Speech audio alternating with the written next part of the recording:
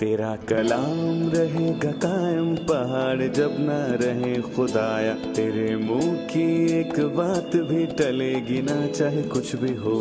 तेरी मान दिए है जिंदा सोने से भी कीमती, मेरा दिल ये दे गवाही है ये किताब अजीम।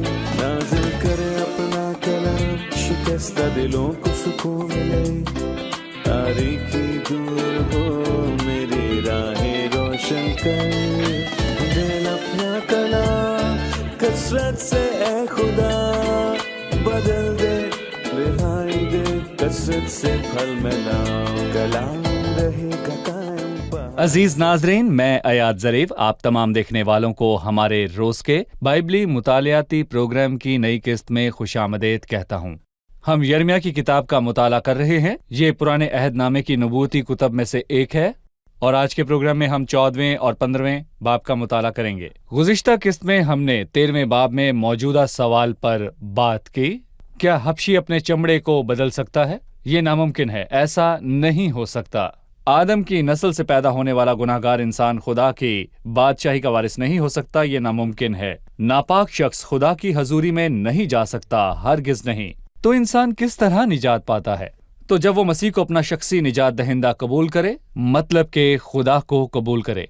और आज के प्रोग्राम में हम 14वें और 15वें बाब का मुताला करेंगे। प्रोग्राम के आगाज से पहले मैं स्टूडियो में आए खुदा के खादिम भाई यूसुफ रियाज का खैर मकदम करूंगा। खुशामदीद भाई। शुक्रिया भाई। और स्टूडियो में आए दीगर मेहमानों को भी खुशामदीद। नाजरीन, हम एक छोटे से वक्फे के बाद मुताले का बाकायदा आगाज करेंगे।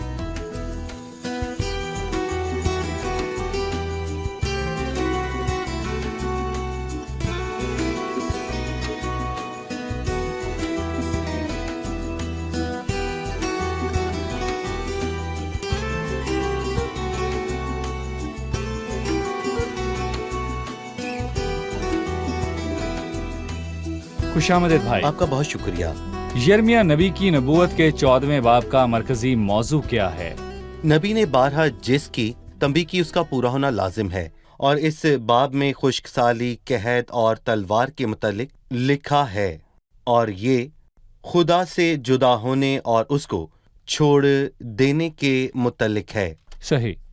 मैं चंद आयात पढ़ने के बाद आपसे सवाल करूंगा। 14वां बाब, खुदावंद का वो कलाम जो खुशखसाली की बाबत यिर्मयाह पर नाजिल हुआ। यहूदा मातम करता है और उसके फाटकों पर उदासी छाई है। वो मातमी लिबास में खाक पर बैठे हैं और यरूशलेम का नाला बुलंद हुआ है। उनके उमरा अपने अदना लोगों को पानी के लिए भेजते हैं। वो चश्मों तक जाते हैं पर पानी नहीं पाते और खाली घड़े लिए लौटे आते हैं। वो शर्मिंदा पशेमान होकर अपने सर ढांपते हैं। चूंकि मुल्क में बारिश न हुई इसलिए जमीन फट गई और किसान सरासीमा हुए। वो अपने सर ढांपते हैं। भाई यूसुफ, ये कहत क्यों पड़ा? और मजीद ये बताइए कि ऐसी खुशखसाली क्यों आई? यहाँ पर कोई नई चीज नहीं है। खुदा ने मूसा से कहा और मूसा ने लोगों को तंबी की, और इस्तिस्ना के 28वें बाब में लिखा है कि अगर उन्होंने खुदा को छोड़ दिया तो इसके नताइज होंगे। गुनाह का हिसाब होता है। हम ये ना सोचें कि हम गुनाह करके बच जाएंगे। आए हम इस्तिस्ना के 28वें बाब की 23वीं और 24वीं आयत पर गौर करें। इन आयात में उसने वाज़े तौर पर बताया कि अगर वो खुदा को छोड़ देंगे तो क्या होगा। और आसमान जो तेरे सर पर है पीतल का, और जमीन जो तेरे नीचे है लोहे की हो जाएगी। खुदा मी के बदले तेरी जमीन पर खाक और धूल बरसाएगा। ये आसमान से तुझ पर पड़ती रहेगी जब तक कि तू हलाक ना हो जाए। ये नतीजा है। पहले नबी ने जो कहा आखिरी नबी के अयाम में पूरा हुआ, और उनकी असीरी में पहला नबी मूसा और आखिरी नबी यिर्मयाह था, और खुदा का कलाम जरूर पूरा होना था। चाहे फिर सैकड़ों या हजारों साल गुजर जाएं या फिर आसमान और जमीन टल जाए, वो नहीं टलेगा। खुदा का कलाम नहीं टलेगा। जी ठीक है। अगर तुम राजी और फरमाबरदार हो तो जमीन के अच्छे अच्छे फल खाओगे, पर अगर तुम इनकार करो और बागी हो तो तलवार का लुकमा हो जाओगे। 7वीं आयत है, अगरचे हमारी बदकारी हम पर गवाही देती है तो भी ऐ खुदावंद अपने नाम की खातिर कुछ कर, क्योंकि हमारी बरगश्तगी बहुत है, हम तेरे खताकार हैं। उसने खुदा के सामने अपनी खताओं का इकरार किया कि वो बहुत हैं। इसमें हम क्या देखते हैं? देखें, यिर्मयाह ने वही किया जो कि दुरुस्त था। उसने लोगों से इल्तिजा की कि वो तौबा करें, लेकिन उन्होंने ऐसा ना किया। यिर्मयाह ने खुद को उनकी जगह पर रखा और लोगों की तरफ से इकरार किया। वो फरीसियों की मानंद ना था। खुदा ने 18वें बाब में फरीसियों की दुआ बताई, ऐ खुदा, मैं तेरा शुक्र करता हूँ कि मैं बाकी आदमियों की तरह नहीं हूँ। यिर्मयाह ने कहा, अगरचा हमारी बदकारी हम पर गवाही देती है, ऐ खुदावन, अपने नाम की खातिर कुछ कर, क्योंकि हमारी बरगश्तगी बहुत है, हम तेरे खताकार हैं। दूसरी चीज, उसने खूबसूरत दरख्वास्त की।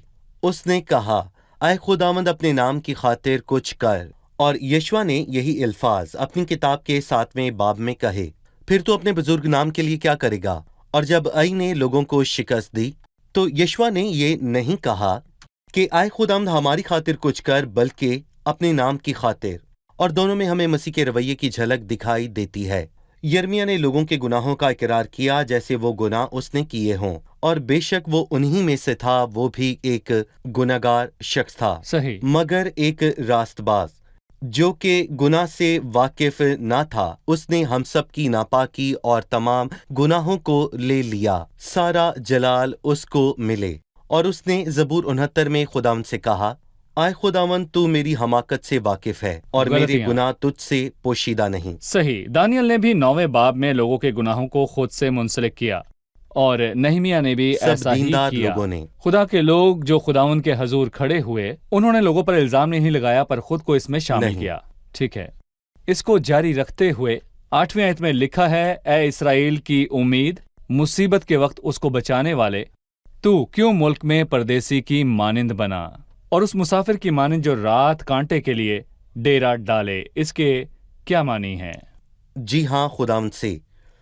और बेशक यिर्मयाह ने नबूवत की रूह से ये कहा, और इसके सैकड़ों साल बाद मसीह आया, और मसीही खुदावंद है, वही यहोवा है। उसने कहा, ए इसराइल की उम्मीद, मसीही उस कौम की उम्मीद है। मुसीबत के वक्त उसके बचाने वाले, तो क्यों मुल्क में परदेसी की मानंद बना। जब मसीह जमीन पर आया तो वो परदेसी बना। और लूका की इंजील के आखिर में अम्मूस के 2 शागिर्दों ने उससे कहा, क्या तू यरूशलेम में अकेला मुसाफिर है? क्या तू यरूशलेम में मुसाफिर है? यकीनन वो जमीन पर परदेसी और मुसाफिर बना। और मैं कहूंगा कि जब इसराइल की उम्मीद उनके पास आई तो अफसोस, उन्होंने सबसे बड़ी हमाकत की और मसीह को मसलूब किया। उनकी उम्मीद खो गई। और सिर्फ यही नहीं, बल्कि मैं कहूंगा कि अब उनकी उम्मीद सिर्फ फजल है, और मुस्तकबिल में वो फजल के वसीले बचेंगे। भाई यूसुफ, जो भी दुआ के जरिए खुदा तक रसाई हासिल करना चाहे, वो ख्वाहिश करता है कि उसकी दुआ कबूल हो। और जो रोजे से खुदा तक रसाई हासिल करना चाहे, वो ये ख्वाहिश करता है कि उसका रोजा कबूल हो। लेकिन यहाँ हम देखते हैं कि दुआ और रोजा दोनों ही कबूल नहीं। 11वीं आयत है, और खुदावन ने मुझे फरमाया कि इन लोगों के लिए दुआए खैर ना कर, क्योंकि जब ये रोजा रखे तो मैं इनका नाला ना सुनूंगा, और जब सोख्तनी कुर्बानी और हदिया गुजराने तो कबूल ना करूंगा, बल्कि मैं तलवार से और काल और वबा से उनको हलाक करूंगा। उन लोगों की दुआ और रोजा क्यों कबूल नहीं हुआ? खुदा उनकी दुआ और रोजा कबूल नहीं करता जो दिल से तौबा ना करें। और खुदा की नज़दीकी के लिए पहले गुनाह का इकरार करके तौबा करना बहुत ही ज़रूरी है। और फिर यिर्मयाह ने अपनी नबूवत में ये लिखा कि सिर्फ अपनी बदकारी का इकरार करें और तौबा करके खुदावंद से माफ़ी मांगें। और अगर हम ये ना कर सकें तो यिर्मयाह ने यहाँ पर एक खूबसूरत दरख्वास्त की, तू मुझे फेर तो मैं फेरूंगा। ये दुआ और रोज़े से पहले है, पर हम दुआ करके और रोज़ा रखकर बरकत के मुंतजिर होते हैं, जबकि हम अभी भी गुनाह में हैं। बिल्कुल ऐसे ही जैसे आप पैसे देकर पैसे वापस मिलने के मुंतजिर हैं, पर मैं कहूँगा ऐसा नहीं होता। दुआ और रोज़ा खुदा तक रसाई हासिल करने में आपकी मदद नहीं करते। लिहाजा खुदा को इबादत और दुआ और रोज़े के अलावा क्या चीज़ चाहिए? क्या लोगों को ये सब नहीं करना चाहिए? इसके मुतालिक आपकी क्या राय है? इंसान अपनी बेवकूफ़ी और हमाकत में ये सब सोचता है, और लेकिन खुदा फरमाता है, मेरे ख्याल तुम्हारे ख्याल नहीं और मेरी राहें तुम्हारी राहें नहीं। खुदा कदूस है। अगर आप गुनाह को थामे रहें और उसे ना छोड़ें तो खुदा तक रसाई हासिल नहीं करेंगे। خدا نے یسایہ پہلے باب میں کہا کہ مجھ میں بدکاری کے ساتھ عہد کی برداشت نہیں، اور خدا نہیں چاہتا کہ وہ اس طرح ہیکل میں آئیں جیسے یرمیہ 7 باب کی 14 آیت میں لکھا ہے، پہلے نہ دعا اور نہ روزہ رکھیں، اور آپ توبہ کرنا نہیں چاہتے۔ لیکن اگر آپ خدا کے پاس آنا چاہتے ہیں تو پہلے شریر اپنی راہوں کو ترک کرے، بدکار اپنے خیالوں کو، اور وہ خداوند کی طرف پھرے اور وہ اس پر رحم کرے گا، اور یہ سچ ہے۔ پہلے توبہ پھر بالکل عبادت۔ صحیح۔ ابھی ہم ایک رپورٹ دیکھیں گے، پھر مطالعے میں آگے بڑھیں گے۔ خدا ابھی دنیا کے شریروں کو مالی طور پر کامیاب ہونے دیتا ہے، حالانکہ ہم بدکار ہیں اور خدا اور اس کی راہوں کو رد کرتے ہیں۔ افسوس، وہ اتنے بلند ہوتے ہیں کہ آخر میں ان کا زوال ہولناک ہوگا۔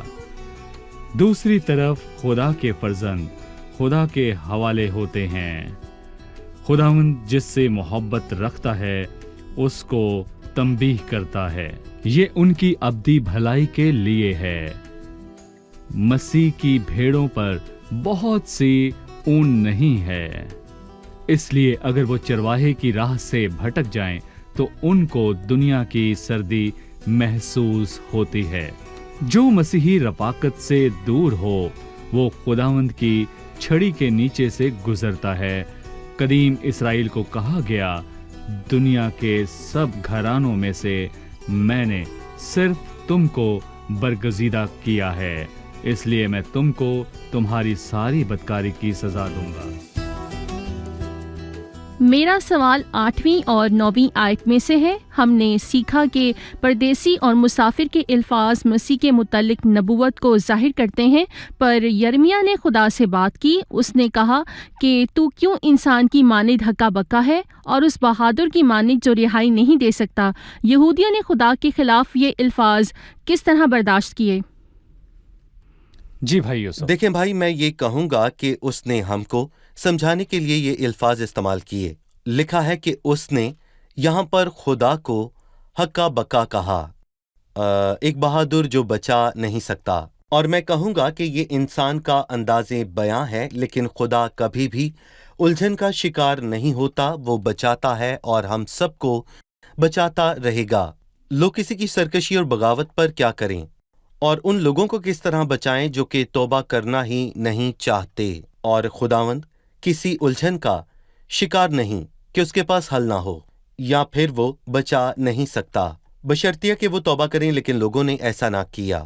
پر دوسری طرف میں کہوں گا کہ خدا ان کی زندگی پر نگاہ کرتا ہے اور وہ سچ میں انسان کی توبہ کا منتظر ہے تاکہ ان کو بچا لے، پر جب تک وہ توبہ نہ کریں دنیا کا کوئی بہادر ان کو بچا نہیں سکتا۔ صحیح۔ جی بالکل انہوں نے خدا کی خاموشی کو غلط سمجھا۔ صحیح۔ خدا خاموش تھا، وہ ان کو بچانا چاہتا تھا، پر لوگوں نے اپنی حالت درست نہ کی۔ انہوں نے خدا کی خاموشی کو یہ سمجھا کہ وہ بچا نہیں سکتا۔ جی میں کہوں گا کہ آگے بھی آنے والے مشکل حالات صحیح۔ میں یہ چیز دہرائی جائے گی۔ ایماندار بکیا فریاد کرے گا، صحیح۔ خدا تو کہاں ہے، کیا وہ سو گیا؟ لیکن خدا سب دیکھتا ہے۔ ٹھیک ہے بھائی یوسف، یہودی شخص کی خواہش تھی کہ موسیٰ ان کے لیے دعا کرے۔ موسیٰ یہودیوں کے درمیان نامور تھا۔ سیموئیل مشہور ترین قاضی تھا۔ بائبل مقدس میں 15ویں باب کی پہلی آیت میں لکھا ہے، تب خداوند نے مجھے فرمایا کہ اگرچہ موسیٰ اور سیموئیل میرے حضور کھڑے ہوتے تو بھی میرا دل ان لوگوں کی طرف متوجہ نہ ہوتا، ان کو میرے سامنے سے نکال دے کے چلے جائیں۔ یہ بہت سخت الفاظ ہیں، لیکن لوگوں کے لیے موسیٰ اور سیموئیل کی التجا بھی خدا نے رد کی۔ کیوں؟ یقیناً موسیٰ اور سیموئیل نے لوگوں کی شفاعت کی، اور زبور 99 کی 6 آیت ہے کہ اس کے کاہنوں میں سے موسیٰ اور ہارون نے اس کا نام لینے والوں میں سے سیموئیل نے خداوند سے دعا کی اور اس نے ان کو جواب دیا۔ یہاں لوگ نا امیدی کی حالت میں تھے، اور موسیٰ نے ایک بار دعا کی اور خداوند نے جواب نہ دیا، اور سیموئیل کی بھی شفاعت کا جواب نہیں آیا۔ اور میں کہوں گا کہ بے شک خدا اپنے عظیم منصوبے کے تحت کام کرتا ہے۔ لکھا ہے، اگرچہ موسیٰ اور سیموئیل میرے حضور کھڑے ہوتے تو بھی میرا دل ان لوگوں کی طرف متوجہ نہ ہوتا، کیونکہ اس قوم نے بدی کی اور توبہ سے انکار کیا۔ اور جب لوگوں نے توبہ کرنے سے انکار کیا تو پھر موسیٰ اور سیموئیل بھی ان کے لیے کچھ نہ کر سکے کیونکہ ان لوگوں نے خداوند سے معافی نہ مانگی۔ بھائی یوسف، اگر وہ توبہ کر لیتے تو ان کے پاس موسیٰ یا وہ ہے سیموئیل کی جو سیموئیل ضرورت سے نہ بھی تھی۔ اگر وہ بڑا اقرار ہے۔ کرتے تو خداوند جو ہے کسی درمیان کے بغیر ہی جی، ان پر بالکل رحم کرتا، صحیح۔ کسی درمیان کے بغیر۔ ہر دور میں خدا ان کی توبہ کا منتظر رہا، اس کے لیے کسی درمیانی یا ثالثی کی ضرورت نہیں۔ نینوا کے لوگوں کی شفاعت کس نے کی تھی؟ یونا نے نہیں، کیونکہ یونا چاہتا تھا کہ وہ شہر تباہ ہو جائے، لیکن انہوں نے توبہ کی اور خداوند نے ان کو آفت سے بچایا۔ صحیح۔ بھائی یوسف، اس کے بعد اگلی آیت ہے، یعنی دوسری آیت میں لکھا ہے، اور جب وہ تجھ سے کہیں کہ ہم کدھر جائیں تو ان سے کہنا کہ خداوند یوں فرماتا ہے کہ جو موت کے لیے ہیں وہ موت کی طرف جائیں، اور جو تلوار کے لیے ہیں وہ تلوار کی طرف، اور جو کال کے لیے ہیں وہ کال کو، اور جو اسیری کے لیے ہیں وہ اسیری میں، اور میں 4 چیزوں کو ان پر مسلط کروں گا، خداوند فرماتا ہے، تلوار کو کہ قتل کرے، اور کتوں کو کہ پھاڑ ڈالے، اور آسمانی پرندوں کو اور زمین کے درندوں کو کہ نگل جائیں اور ہلاک کریں۔ ان 4 چیزوں سے کیا معلوم ہوتا ہے بھائی یوسف؟ میں کہوں گا کہ زندہ خدا کے ہاتھ میں پڑنا سچ میں ہولناک بات ہے۔ خدا نے کہا انتقام لینا میرا کام ہے، اسی لیے خطرہ یہ ہے کہ کوئی اس کی مہربانی اور تحمل اور صبر کو ناچیز جانتا ہے، خدا کی مہربانی اور نہیں جانتا کہ خدا کی مہربانی تجھ کو توبہ کی طرف مائل کرتی ہے، توبہ۔ بلکہ تو اپنی سختی اور غیر تائب دل کے مطابق اس قہر کے دن کے لیے اپنے واسطے غضب کما رہا ہے جس میں خدا کی سچی عدالت ظاہر ہوگی۔ خدا توبہ کا پیغام دیتا ہے تو لوگوں کو چاہیے کہ جلدی توبہ کریں۔ کچھ بادشاہ اپنے لوگوں کے لیے برکت کا باعث ہوتے ہیں۔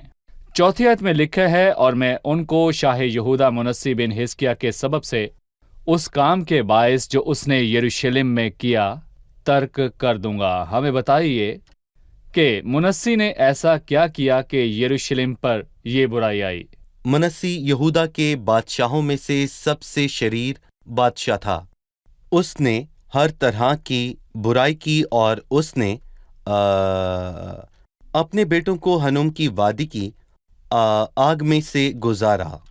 لیکن یہاں پر شاندار بات یہ ہے کہ منسی نے اپنے آخری ایام میں توبہ کی، لیکن وہ 2 چیزیں نہ کر پایا۔ خداوند نے اس کو مشکل میں ڈالا اور اس نے توبہ کی، لیکن وہ 2 چیزیں نہ کر پایا۔ اس کا شریر بیٹا امون مرتے دم تک شریر رہا، وہ اپنے بیٹے کو بدل نہیں سکا اور وہ بدی اور ناپاکی میں بڑا ہوا۔ وہ اپنے بیٹے کو نہ بدل سکا، نہ یروشلم کی حالت کو بدل سکا، اور اس نے یروشلم میں بت پرستی کو پھیلایا۔ بدی بڑھ گئی۔ یہ بہت ہی سنگین ہے، اور جو اپنے آخری ایام میں خداوند کے پاس لوٹتا ہے، خداوند اس کو قبول کرتا ہے، لیکن اس کے برے اعمال کا اثر بہت دیر تک رہتا ہے۔ جی، اچھا ہے کہ آپ چھوٹے ہوتے ہی سے خداوند کو جانیں اور اپنی جوانی کے دنوں میں اپنے خالق کو یاد کر، تاکہ اپنی جوانی اور زندگی خداوند کے لیے بسر کریں اور آپ خداوند کے بن جائیں۔ صحیح۔ آئیے مہمانوں سے ان کا سوال جانیں۔ جی 10ویں آیت ہے، میری ماں مجھ پر افسوس کہ میں تجھ سے تمام دنیا کے لیے لڑاکا آدمی اور جھگڑالو شخص پیدا ہوا۔ میں نے نہ سود پر قرض دیا نہ لیا، تو بھی ان میں سے ہر ایک مجھ پر لعنت کرتا ہے۔ 10ویں آیت میں متکلم کون ہے؟ یہ یرمیا ہے، اور یرمیا کو لوگوں سے محبت تھی، اور ہم نے بارہا یہ دیکھا کہ خداوند خدا نے 15ویں باب میں یرمیا کو قوم کے تاریخ مستقبل کے بارے میں بارہا اور واضح طور پر بتایا ہے، اور اس کو قوم سے محبت تھی، پر خداوند نے ان کے لیے 4 چیزیں مقرر کی تھیں جن کا ذکر ابھی ہم نے تھوڑی دیر پہلے کیا۔ اس نے کہا، اے میری ماں مجھ پر افسوس کہ میں تجھ سے دنیا کے لیے لڑاکا آدمی اور جھگڑالو شخص پیدا ہوا۔ پھر کہا کہ میں نے تو نہ سود پر قرض دیا اور نہ قرض لیا، تو بھی ان میں سے ہر ایک مجھ پر لعنت کرتا، یعنی اس نے کچھ برا نہ کیا، کسی کو تکلیف نہیں دی، میرا کسی کے ساتھ جھگڑا نہیں، تو بھی وہ مجھ پر لعنت کرتے ہیں، اور یقیناً اس میں اور مسیح میں کچھ فرق ہے۔ اس نے کچھ برا نہ کیا بلکہ سب کے ساتھ بھلائی کی۔ مجھ سے بے سبب عداوت رکھنے والے میرے سر کے بالوں سے زیادہ ہیں۔ وہ محبت کے لائق تھا، لیکن سب نے اس سے عداوت رکھی، اور ہر ایک لعنت کرتا ہے۔ 15ویں آیت میں لکھا ہے، اے خداوند تو جانتا ہے، مجھے یاد فرما اور مجھ پر شفقت کر اور میرے ستانے والوں سے میرا انتقام لے۔ تو برداشت کرتے کرتے مجھے نہ اٹھا لے، جان رکھ کہ میں نے تیری خاطر ملامت اٹھائی ہے۔ اس نے کہا، اے خداوند تو جانتا ہے، اس نے بدلے کا کہا۔ اس آیت سے ہم کیا سیکھتے یرمیہ اور ہیں؟ خداوند کے درمیان فرق موجود ہے۔ یقیناً یرمیہ کے حالات مشکل تھے، لیکن مسیح نے یرمیہ سے بھی زیادہ مشکل حالات دیکھے، اور میں کہوں گا ان میں بہت بڑا فرق ہے۔ سمسون نے اپنے دشمنوں کے لیے بدلہ چاہا، اور یرمیہ نے بھی اپنے قوم کے لوگوں کے لیے بدلہ چاہا، لیکن مسیح نے اپنے دشمنوں کے لیے باپ سے رحم مانگا۔ صحیح۔ 16ویں آیت میں خوبصورت الفاظ ملتے ہیں، تیرا کلام ملا اور میں نے اسے نوش کیا، اور تیری باتیں میرے دل کی خوشی اور خرمی تھیں، کیونکہ اے خداوند رب الافواج میں تیرے نام سے کہلاتا ہوں۔ بھائی یوسف، یرمیہ نے خداوند کے کلام کی خوبصورتی کو بیان کیا۔ اس میں دو باتیں ہیں، پہلی 11ویں آیت میں، اور اس سے پہلے اس نے کہا، اے میری ماں مجھ پر افسوس کہ میں تجھ سے پیدا ہوا۔ خداوند نے فرمایا، یقیناً میں تجھے تقویت بخشوں گا کہ تیری خیر ہو۔ یقیناً میں مصیبت اور تنگی کے وقت دشمنوں سے تیرے سامنے التجا کروں گا۔ اور خداوند نے اس کو کہا کہ وہ اس کو بچائے گا، اور اس نے یرمیہ کو بچانے کا وعدہ کیا اور اس کی تسلی کے لیے ایک وجہ فراہم کی۔ یہ ہمارے لیے بھی ہے، ہم مشکل حالات سے گزرتے ہیں، پر ہمارے پاس بائبل مقدس موجود ہے۔ تیرا کلام ملا اور میں نے اسے نوش کیا، اور تیری باتیں میرے دل کی خوشی اور خرمی تھی۔ ہمیں بائبل مقدس کو پڑھنے کا حق ہے، کیونکہ یہ ہمیں صحیح۔ تسلی بخشے گی، اور اس کو پڑھنے سے تسلی اور خوشی ملتی ہے۔ باب کے آخری حصے میں 19ویں آیت سے ایک بلاوا اور شرط ہے۔ اس لیے خداوند یوں فرماتا ہے کہ اگر تو باز آئے تو میں تجھے پھیر لاؤں گا اور تو میرے کھڑا ہوگا، اگر تو لطیف کو کثیف سے جدا کرے تو تو میرے منہ کی مانند ہوگا۔ وہ تیری طرف پھریں لیکن تو ان کی طرف نہ پھرنا۔ لکھا ہے، اگر تو لطیف کو کثیف سے جدا کرے تو تو میرے منہ کی مانند ہوگا۔ اس سے کیا مراد ہے؟ دیکھیں بھائی، میں کہوں گا کہ اس میں دو باتیں ہیں۔ سب سے پہلے ایماندار کو گیہوں کے بھوسے سے الگ کرنا ہے، اور اس کی نسبت کیا ہے؟ ہمیں ان چیزوں کو نمایاں کرنا ہے جو عزت اور تعظیم کی حقدار ہیں، جن کی ہماری زندگی میں دراصل کوئی اہمیت نہیں، ان کو نکال دیں۔ اور میں کہوں گا کہ ایماندار خود ہی قیمتی ہے۔ اسے چاہیے کہ لطیف کو کثیف سے جدا کرے اور خود ذلت کے برتنوں سے الگ رہے۔ اور پولس نے دوسرے تیموتھیوس 2 میں یہ کہا، پس جو کوئی ان سے الگ ہو، پس ہمیں یہ چاہیے کہ خود کو کثیف سے جدا کریں تاکہ ہم مسیح کے منہ کی مانند ہو جائیں۔ اور یہاں پر میں یہ بھی کہنا چاہوں گا کہ ہم وہی الفاظ جو مسیح ان حالات میں ہوتے ہوئے کہتا ہے۔ جی بھائی یوسف، خداوند کے الفاظ کی مانند۔ بالکل۔ خداوند آپ کو برکت دے۔ خدا آپ اب کو ہم برکت جانیں دے۔ گے کہ مہمانوں نے آج کیا سیکھا۔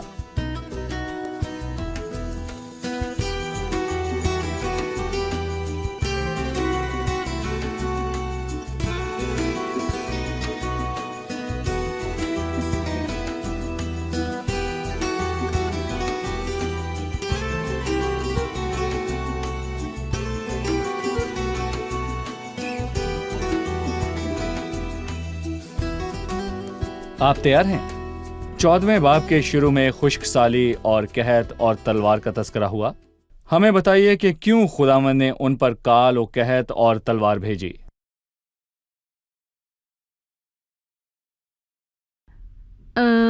یہ ان کی نافرمانی کا نتیجہ ہے۔ استثنا کی کتاب میں فرما برداری کی برکات اور نافرمانی کی لعنتیں موجود ہیں۔ جی، اسی باب میں یرمیہ 14ویں باب کی 7ویں آیت ہے۔ لکھا ہے، اگرچہ ہماری بدکاری ہم پر گواہی دیتی ہے تو بھی اے خداوند اپنے نام کی خاطر کچھ کر۔ اس نے اپنی خطاؤں اور گناہوں کا اقرار کیا، لیکن اس نے خدا کی کن خصوصیات پر تکیہ کیا؟ یرمیہ نے اس بات پر تکیہ کیا کہ خداوند اپنے نام کی خاطر کچھ کرے، لیکن لوگوں کی حالت بہت بری تھی۔ ان کی بدکاری نے ان پر گواہی دی، سو یرمیہ نے خداوند کے نام پر تکیہ کیا۔ سو خداوند اپنے نام کی خاطر کچھ کرے گا۔ جی، خداوند کے نام کی خاطر وہ کرے گا۔ وہ میری جان کو بحال کرتا ہے، وہ مجھے اپنے نام کی خاطر صداقت کی راہوں پر لے چلتا ہے۔ اس کے بعد میں 14ویں باب پر آتا ہوں، دعا اور روزہ قابل قبول نہیں۔ 15ویں باب میں موسیٰ اور سیمیول بھی خداوند کے حضور کھڑے ہوتے ہیں تو ان کی شفاعت قبول نہیں ہوتی۔ خداوند نے ان کی دعا اور روزہ کیوں قبول نہ کیا؟ بے شک موسیٰ اور سیمیول بھی خداوند کے حضور کھڑے ہو جاتے۔ در حقیقت ان کا دعا کرنا یا روزے رکھنا کسی کام کا نہیں، کوئی ثالثی اس میں کام نہیں آ سکتا اس وقت تک جب تک وہ دل سے توبہ نہ کر لیں۔ شفاعت اور دعا اور روزہ دل کی توبہ کے بغیر بے فائدہ ہے۔ پہلے توبہ۔ جی صحیح، سب کا شکریہ، خداوند آپ کو برکت دے۔ بھائی یوسف آپ کا بھی شکریہ۔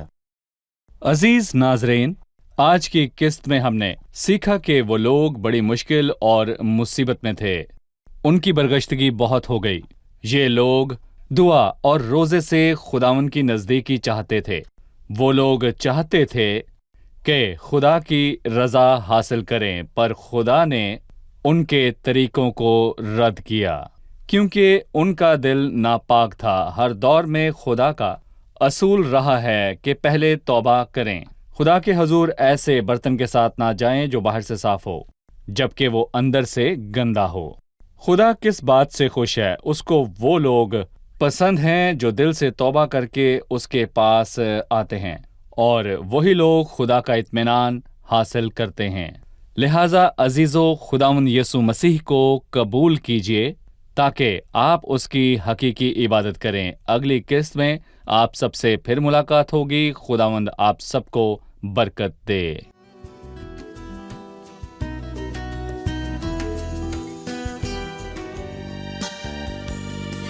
جلست بهدوء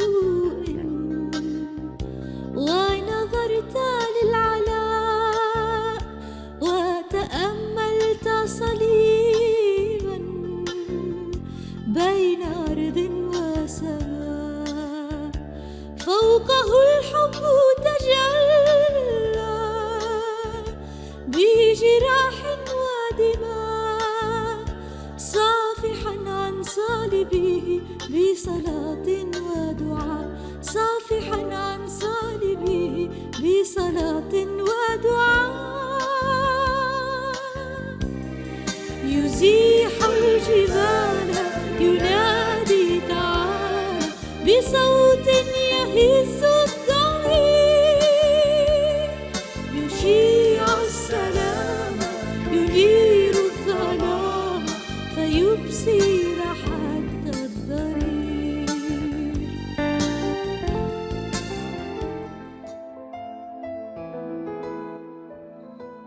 تیرا کلام رہے گا قائم پہاڑ جب نہ رہے خدایا، تیرے منہ کی ایک بات بھی ٹلے گی نہ چاہے کچھ بھی ہو، تیری مان دیے ہے زندہ سونے سے بھی قیمتی، میرا دل یہ دے گواہی ہے یہ کتاب عظیم، نازل کرے اپنا کلام شکستہ دلوں کو سکون ملے، تاریکی دور ہو میری راہیں روشن کر، دل اپنا کلام کثرت سے اے خدا بدل دے، رہائی دے کثرت سے پھل ملاؤ، کلام رہے گا قائم پہاڑ جب نہ رہے خدایا، تیرے منہ کی ایک بات بھی ٹلے گی نہ چاہے کچھ